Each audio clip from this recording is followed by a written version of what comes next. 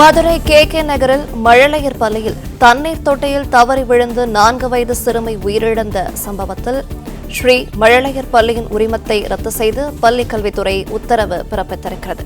விவரங்களை தருகிறார் செய்தியாளர் ராஜ்குமார். வணக்கம். இது தொடர்பான மேலும் விவரங்கள் என்ன பகிரலாம்?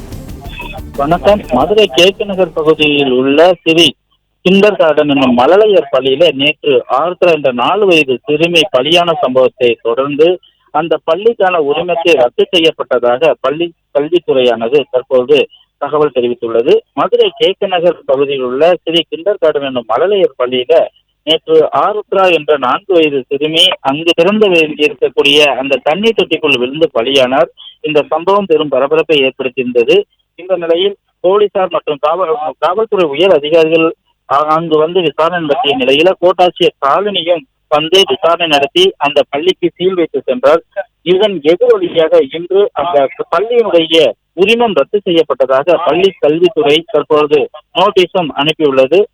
அது மட்டுமல்லாமல் அந்த பள்ளிக்கு சென்று நோட்டீஸும் ஒட்டியுள்ளது. சிறுமி உயிரிழந்த விவரத்தில் பள்ளி தாளர் திவ்யா ராஜேஷ் மற்றும் உதவியாளர் வைரமணி ஆகியோர் கைது செய்யப்பட்டது என்பது ஒரு குறிப்பிடத்தக்கது.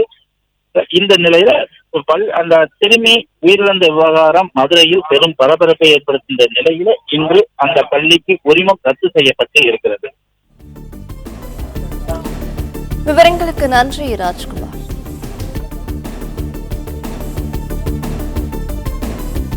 பிளே ஸ்டோர் மற்றும் ஆப் ஸ்டோரில் இருந்து பாலிமர் செயலியை QR கோடு மூலம் பதிவிறக்கம் செய்யுங்கள்.